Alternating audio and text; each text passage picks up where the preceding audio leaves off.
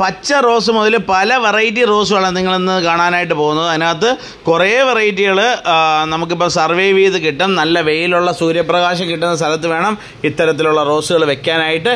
അത് മാത്രമല്ല വളം നന്നായിട്ട് കൊടുക്കണം. മരുന്ന് കൃത്യസമയത്ത് കൃത്യമായ ഇടവേളയിൽ തന്നെ കൊടുത്തെങ്കിൽ മാത്രമേ പൂ കൂടുതലായിട്ട് കിട്ടത്തുള്ളൂ. അത് മാത്രമല്ല കീടങ്ങളുടെ ഒരു ആക്ഷൻ കുറയാൻ വേണ്ടിയിട്ട് ആണ് നമ്മൾ മരുന്നുകൾ മെയിനായിട്ട് കൊടുക്കുന്നത്. അതേപോലെ തന്നെ ഫംഗസ് വരാനുള്ള സാധ്യതയുണ്ട്, മൊട്ട് വിരിയാതിരിക്കുന്ന അവസ്ഥയുണ്ട്.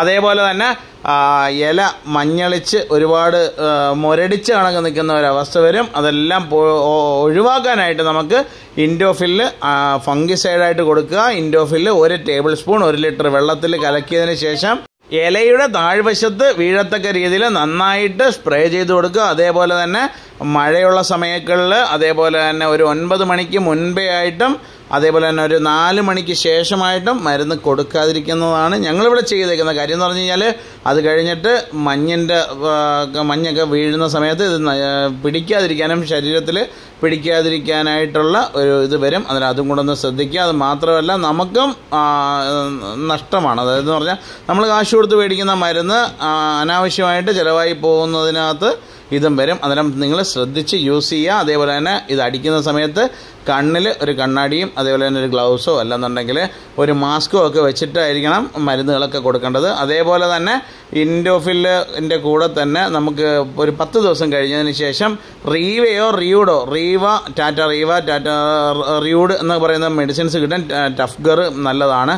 അതിനകത്തുനിന്ന് ഒരു 5 മില്ലി മുതൽ കീടങ്ങളുടെ ശല്യം കൂടുതലാണെന്നുണ്ടെങ്കിൽ 10 മില്ലി വരെ 5 മില്ലി മുതൽ 10 മില്ലി വരെ അത് കീടങ്ങളുടെ തോതനുസരിച്ചിരിക്കണം. അതെടുത്ത് 1 ലിറ്റർ വെള്ളത്തിൽ നല്ല വൃത്തിയാവണ്ണം കലക്കിയതിന് ശേഷം അതും സ്പ്രേ ചെയ്ത് കൊടുക്കുക. അത് 10 ദിവസത്തെ ഇടവേളകളിലാണ് കൊടുക്കേണ്ടത്. അതേപോലെ തന്നെ വളവും ആ സമയത്ത് നമുക്ക് അതിൻ്റെ മൂട്ടിൽ കൊടുക്കുക. എല്ലുപൊടി, വേപ്പിൻ പിണ്ണാക്ക്, ചാണകപ്പൊടി, ചകിരിച്ചോറ്, കടലപ്പിണ്ണാക്ക് എല്ലാം കൂടെ മിക്സ് ചെയ്ത് ജൈവ വളക്കൂട്ട് കുറേശ്ശെ ഇട്ട് കൊടുത്തു കഴിഞ്ഞാൽ ഇട്ടിട്ട് കാര്യമില്ല, ഇട്ടിട്ട് മേൽമണ്ണ് ഇളക്കി കൊടുക്കണം. എന്നുണ്ടെങ്കിൽ മാത്രമേ പ്ലാന്റിനകത്ത് അത് സഫീഷ്യൻ്റായിട്ട് വലിച്ചെടുക്കാനും എയർ സർക്കുലേഷൻ കിട്ടാനായിട്ടും അത് ഉപകാരപ്പെടുത്തുള്ളൂ. അതേപോലെ കൊല്ലത്ത് ആശ്രമ മൈതാനത്ത് നമ്മൾ കുറേ റോസുകൾ കൊണ്ടുവന്ന് വെച്ചിട്ടുണ്ട്. ഒരുപാട് ആളുകൾ വന്നിട്ടുണ്ട്. കുറേ പ്ലാന്റുകൾ ഇനി വരാനുണ്ട്. കുറേ പ്ലാന്റുകൾ വന്നുകൊണ്ടിരിക്കുന്നു. അന്നേരം കുറേ പ്ലാന്റുകൾ കുറേ ആളുകൾ വന്ന് കണ്ടിട്ടുണ്ടാവും. ആശ്രമ മൈതാനത്താണ് നമ്മൾ എക്സിബിഷൻ നടക്കുന്നത്. കൂടുതലും നമ്മളെ ഹൈലൈറ്റ് എന്ന് പറയുന്നത് തന്നെ റോസാണ്. ചെറിയ കവർ 30 രൂപ മുതലുള്ള റോസ് അവിടെ കൊണ്ടുവന്നിട്ടുണ്ട്. അതേപോലെ തന്നെ വലിയ ചട്ടിയിലുള്ള 250 രൂപ വരെ വിലയുള്ള റോസുകളും അതിനകത്ത് തന്നെ നമ്മൾ ഡിസ്പ്ലേയിൽ സെറ്റ് ചെയ്തിട്ടുണ്ട്. സെയിലും ചെയ്യുന്നുണ്ട്. അതേപോലെ നിങ്ങൾക്ക് കാണാൻ വേണ്ടിയിട്ട് കുറേ ഐറ്റംസ് അവിടെ സെറ്റ് ചെയ്തിട്ടുണ്ട്. ആശ്രമം മൈതാനത്താണ്. ടിക്കറ്റ് ഇല്ലാത്ത എക്സിബിഷനാണ്. അതായത് ടിക്കറ്റൊന്നും എടുത്തിട്ട് വന്ന് കാണുന്ന എക്സിബിഷനല്ല. വരിക, കയറുക, ആവശ്യമുള്ള സാധനം. ഇപ്പോൾ ഒരു കുടുംബം കയറിക്കഴിഞ്ഞാൽ ഒരു 5 പേര് കയറുകയാണെന്നുണ്ടെങ്കിൽ പലർക്കും 100 രൂപ വരെ ടിക്കറ്റ് ഉണ്ട് അല്ലേ? പല എക്സിബിഷനിൽ നിങ്ങൾ കണ്ടിട്ടുണ്ടാവും. അന്നേരം അതിൽ നിന്ന് നമുക്ക് വേറിട്ട ഒരു എക്സിബിഷനാണ് ക്രിസ്മസ് ന്യൂ ഇയർ ഫെസ്റ്റ് എന്ന് പറയുന്ന എക്സിബിഷൻ കൊല്ലം ആശ്രമം മൈതാനത്തിൽ നടന്നുകൊണ്ടിരിക്കുന്നത്. അത് കുറേ സ്റ്റാളുകൾ ടിക്കറ്റ് എടുത്ത് അകത്ത് കയറി കാണുമ്പോൾ ഇത്ര 75 രൂപയാവും. അന്നേരം 500 രൂപയ്ക്ക് ആവശ്യത്തിനുള്ള സാധനം മേടിച്ചിട്ട് പോവാം. അതേപോലെ തന്നെ ചെടി മാത്രമല്ല കുറേ സാധനങ്ങൾ അവിടെ ഉണ്ട്. അതിനകത്ത് തന്നെ എന്താ പറയുക, കൊച്ചു കുട്ടികൾക്കുള്ള ബാഗ്, ചെരുപ്പ്, അതേപോലെ ഒരുപാട് സാധനങ്ങൾ, ഈ ചവിട്ടുമെത്ത, അതേപോലെ അങ്ങോട്ടുള്ള ഒരുപാട് സാധനങ്ങൾ അവിടെ വെച്ചിട്ടുണ്ട്. കത്തി മുതൽ പലതും. അതേപോലെ തന്നെ ക്രിസ്മസിനുള്ള കുറേ സാധനങ്ങൾ, അങ്ങനെ ഒരു പർച്ചേസിങ് തന്നെ നമുക്ക് അവിടെ അറേഞ്ച് ചെയ്ത് പലതും ചെയ്തിട്ടുണ്ട്. ഓക്കെ, അന്നേരം നിങ്ങളെല്ലാവരും വന്ന് കാണാനായിട്ട് ശ്രമിക്കുക. അതേപോലെ തന്നെ ഇനി റോസിലേക്ക് നമുക്ക് തിരിച്ചു വരാം. റോസ് നമ്മൾ കെയർ ചെയ്യുന്ന സമയത്ത് പ്രൂണിങ് അത്യന്താപേക്ഷികമായിട്ടുള്ള ഒന്നാണ്. അന്നേരം അതിന് വേണ്ടിയിട്ട് നമ്മളിപ്പോൾ ചെയ്യാൻ പറ്റുന്നതെന്ന് പറഞ്ഞാൽ നല്ല പൂവൊക്കെ കഴിയുന്നു എന്ന് കണ്ടു കഴിഞ്ഞാൽ 2 ഇല താഴെ വെച്ച് കട്ട് ചെയ്ത് കളയുക. എന്നുണ്ടെങ്കിൽ മാത്രമേ അതിൻ്റെ കട്ട് ചെയ്യുന്ന ഭാഗത്തു നിന്നും താഴെയിൽ നിന്നും 2 or 3 ശിഖരങ്ങൾ അതേപോലെ കയറി വരത്തുള്ളൂ. അതും വളർന്നു വരുമ്പോഴത്തേക്ക് അതിനകത്ത് മുട്ടുകൾ കാണും. ആദ്യത്തെ കരിമുട്ടുകൾ ആണ്, അതായത് ചെറിയ മുട്ടാണ് വരുന്നതെന്നുണ്ടെങ്കിൽ അത് കട്ട് ചെയ്ത് കളയുക. അതിനുശേഷം വരുന്നത് അതും കട്ട് ചെയ്ത് കളയുമ്പോഴത്തേക്ക് പിന്നീട് വരുന്ന മുട്ടുകൾ ആ ഒരു ആവേശത്തിൽ തന്നെ മറ്റുള്ള വളങ്ങളും കൂടെ എടുത്ത് മുഴുത്ത പൂക്കൾ കിട്ടാനായിട്ട് നമ്മൾ നഴ്സറിക്കാർ ചെയ്യുന്ന ഒരു ടെക്നിക്ക് തന്നെയാണ് ഈ പറഞ്ഞത്. അത് നിങ്ങൾ ഇതേപോലെയുള്ള മുഴുത്ത പൂക്കൾ കിട്ടാൻ വേണ്ടിയിട്ട് നമുക്കത് ഉപയോഗിക്കാം. അതേപോലെ തന്നെ പൂ പിടിക്കാനായിട്ട് നമുക്ക് രാസവളമാണ് നമ്മളിവിടെ കൊടുക്കുന്നത്. കാര്യം ജൈവവളങ്ങൾ കൊടുക്കുന്നത് പ്ലാന്റിൻ്റെ തഴച്ച് വളരാൻ വേണ്ടിയിട്ടും, അതേപോലെ തന്നെ NPK മിക്സർ, അതേപോലെ തന്നെ ഡൈ അമോണിയം ഫോസ്ഫേറ്റ് ഒക്കെ പൂ കിട്ടാൻ വേണ്ടി നമ്മൾ ഉപയോഗിക്കുന്ന നഴ്സറിക്കാർ ഉപയോഗിക്കുന്ന ഒരു ടെക്നിക്കാണ്. അത് ഒരു 10 തരി വീതം ഒരു 10 ദിവസം കൂടുമ്പോഴത്തേക്ക് മാറിയും തിരിഞ്ഞും വളം കൊടുക്കുന്നതിൻ്റെ പട്ടികയിൽ വേണം ഇത് ഉപയോഗിക്കാനായിട്ട്. അതപ്പം ഇന്ന് നമ്മളൊരു 10 തരി ഫാക്ടംബോസ് കൊടുക്കുകയാണെന്നുണ്ടെങ്കിൽ അടുത്ത 10 ദിവസം കഴിഞ്ഞതിന് ശേഷം സ്വല്പം ഇതേപോലെ തന്നെ 10 തരി ഡൈ അമോണിയം ഫോസ്ഫേറ്റ് കൊടുക്കുക. അതിനുശേഷം വീണ്ടും ഒരു 10 ദിവസം കഴിഞ്ഞതിന് ശേഷം NPK മിക്സർ, അതായത് 18 ഏതെങ്കിലും NPK മിക്സർ കൊടുക്കുന്നത് നല്ലതാണ്. അന്നേരം സ്ഥിരമായിട്ട് ഒരു വളം ചെന്നുകൊണ്ടിരിക്കുമ്പോൾ പ്ലാന്റിന് ബുദ്ധിമുട്ടാണ്, അത് ശ്രദ്ധിക്കുക. അതേപോലെ തന്നെ ജൈവ വളം കൊടുക്കുക തന്നെ വേണം. കാര്യം അതിൻ്റെ വളർച്ചയ്ക്ക് അത് ഏറ്റവും അത്യന്താപേക്ഷികമായിട്ടുള്ള ഒന്നാണ്. അന്നേരം ജൈവ വളം കൊടുക്കാനായിട്ട് മറക്കരുത്. പ്ലാന്റിൻ്റെ വളർച്ചയെ നന്നായിട്ട് ത്വരിതപ്പെടുത്താൻ വേണ്ടി നമുക്ക് ഉപയോഗിക്കാൻ പറ്റുന്ന ഒന്നാണ് ഇത്തരത്തിലുള്ള ജൈവവള കൂട്ട്. അല്ലെന്നുണ്ടെങ്കിൽ ഒന്നും കിട്ടിയില്ലെന്നുണ്ടെങ്കിൽ നിങ്ങൾ അടുത്തുള്ള ഡിപ്പോകളിൽ പോയാൽ തന്നെ, നമ്മളതിന് മേടിക്കണമെന്നൊന്നുമില്ല, നിങ്ങൾ അടുത്തുള്ള ഡിപ്പോയിൽ പോയി കഴിഞ്ഞാൽ നിങ്ങൾക്ക് എല്ലുപൊടി, വേപ്പിൻ പിണ്ണാക്ക് എന്നിവയൊക്കെ കിട്ടും.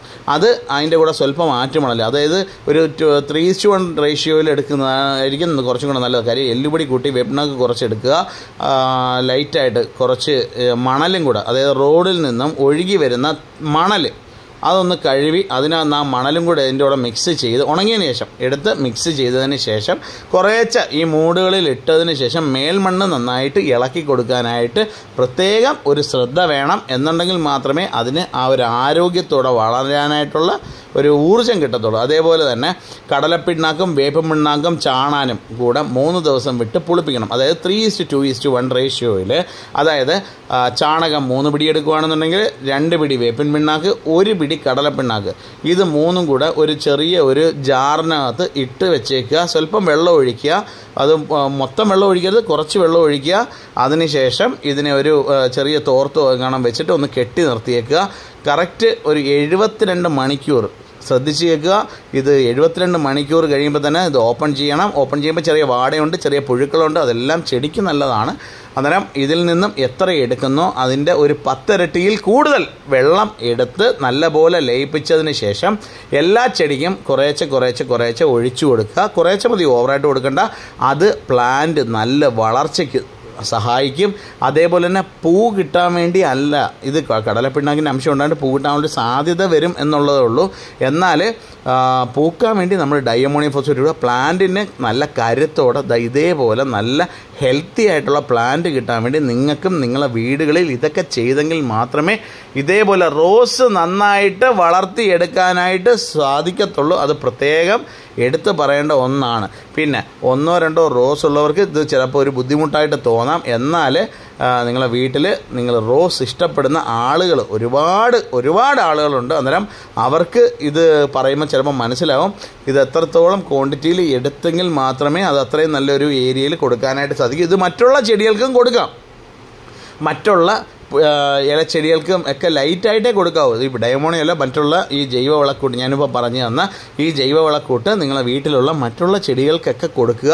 കൊടുത്തതിന് ശേഷം പച്ചക്കറികൾക്ക് കൊടുക്കുക. ഏറ്റവും നല്ലതാണ് പച്ചക്കറി, വെണ്ട, വഴുതന, കത്തിരി, തക്കാളി എന്തൊക്കെയുണ്ടോ അതിനൊക്കെ ലൈറ്റായിട്ട് കൊടുക്കുക. എന്നിട്ട് നിങ്ങൾ ഈ ചെടികളെ എങ്ങനെ നിങ്ങളോട് സംസാരിക്കുന്നു എന്നുള്ളത് നിങ്ങൾ പ്രത്യേകം ഒരു മാസം കഴിഞ്ഞിട്ടാണെങ്കിലും നമ്മൾ ഏതെങ്കിലും ഒരു വീഡിയോ ഇടും, അതിനകത്ത് ഒന്ന് കമൻറ്റ് ചെയ്യുക. നിങ്ങൾ നേരത്തെ എൻ്റെ വീഡിയോ ഇപ്പോൾ ഏകദേശം ഒരു 6-7 കൊല്ലം കൊണ്ട് ഞാൻ ഇതിനകത്ത് വീഡിയോ ഇടുന്നുണ്ട്. അന്നേരം നിങ്ങൾ ആദ്യമായിട്ടുള്ള ഒരുപാട് സബ്സ്ക്രൈബേഴ്സും കസ്റ്റമേഴ്സും ഒക്കെ ഉണ്ട്. അന്നേരം നിങ്ങൾക്കറിയായിരിക്കും ഇത് ചെയ്ത് നിങ്ങൾക്ക് പരിചയമുള്ള ആളുകളുണ്ടെന്നുണ്ടെങ്കിൽ ഇതിനകത്ത് നിങ്ങളുടെ അഭിപ്രായം എങ്ങനെയാണ് ഈ പ്ലാന്റുകൾ വളർന്നത്, എങ്ങനെയാണ് ഇതിന് നല്ല വൃത്തിയാവണം വരുന്നത് എന്നുള്ള കാര്യങ്ങളൊക്കെ നിങ്ങളുടെ സുഹൃത്തുക്കൾ, നമ്മളെ സബ്സ്ക്രൈബേഴ്സ് എന്ന് പറഞ്ഞാൽ നിങ്ങളെ അടുത്ത ഫ്രണ്ട്സ് തന്നെയാണ്. അന്നേരം അവർക്കും കൂടെ ഷെയർ ചെയ്യത്തക്ക രീതിയിൽ നമ്മൾ ഈ കമൻറ്റ് ബോക്സിൽ നിങ്ങൾ എന്തെങ്കിലുമൊക്കെ ടെസ്റ്റ് ചെയ്തിട്ടുണ്ട്, എങ്ങനെയുണ്ട്, വളം കൊള്ളാം എന്നൊക്കെ ഉണ്ടെന്നുണ്ടെങ്കിൽ അതും കൂടെ നിങ്ങൾ ഇതിനകത്ത് നിന്ന് രേഖപ്പെടുത്തണം. രേഖപ്പെടുത്തി കഴിഞ്ഞാൽ ഇത് മറ്റുള്ളവർക്ക് കൂടി അറിവ് പകരാവുന്ന ഒരു പ്ലാറ്റ്ഫോമായിട്ട് നിങ്ങൾക്കിത് കൊണ്ടുവരാൻ സാധിക്കും. അതേപോലെ തന്നെ എനിക്കും പഠിക്കാനായിട്ട്, നമ്മളെല്ലാവരും ഇതൊന്നും പഠിച്ചിട്ടൊന്നും വരുന്നതൊന്നുമല്ല, നമ്മൾ ഓരോന്ന് ചെയ്ത് പണ്ട് ലോഡൊക്കെ ഇറക്കി വെച്ചിട്ട് ഫാക്ടം പോസ് ഇട്ട് ഒരുപാട് പേര് കരിച്ച് കളഞ്ഞിട്ടുണ്ടാവും, ഒരുപാട് പേർക്ക് പ്ലാന്റ് നശിച്ചു പോയിട്ടുണ്ടാവും. അന്നേരം ഇതെല്ലാം ഒരു പരീക്ഷണമല്ലേ അല്ലേ? അന്നേരം നിങ്ങളെ വീട്ടിൽ എന്തെങ്കിലുമൊക്കെ ഇതേപോലെയൊക്കെ ചെയ്ത് നിങ്ങൾക്ക് നല്ല വളവും നല്ല റിസൾട്ടും ഒക്കെ കിട്ടിയിട്ടുണ്ട് എന്നുണ്ടെങ്കിൽ ദയവ് ചെയ്ത് അത് ഈ കമൻറ്റ് ബോക്സിൽ ഒന്ന് എഴുതി അറിയിക്കുക. അതേപോലെ തന്നെ നിങ്ങൾക്ക് ഈ വീഡിയോയിൽ നിന്നൊക്കെ നിങ്ങൾക്ക് എന്തെങ്കിലുമൊക്കെ അറിവുകൾ കിട്ടുന്നുണ്ടെങ്കിൽ അതും ഇതിനകത്തൊന്ന് ഒന്ന് റൈറ്റ് ചെയ്ത് വിടുക. അന്നേരം ഇത്രയൊക്കെയാണ് റോസിനെ പറ്റി. മാത്രമല്ല, റോസ് ഇങ്ങനെ ഇലയൊക്കെ പൊഴിഞ്ഞിരിക്കുമ്പോൾ നിങ്ങൾക്കും വിഷമാണ്, എനിക്കും വിഷമാണ്, എല്ലാവർക്കും വിഷമാണ്. ഇത് വീണ്ടും പ്രൂൺ ചെയ്ത് ഇതേപോലെ തന്നെ വളം കൊടുത്ത് നല്ല സൂര്യപ്രകാശവും കൊടുത്തു കഴിഞ്ഞാൽ ഇത് നല്ലപോലെ വളർന്ന് കിട്ടും. ഇത് ഉറപ്പാണ്. നമ്മളെ ചതിക്കത്തെ ഒന്നുമില്ല റോസ്.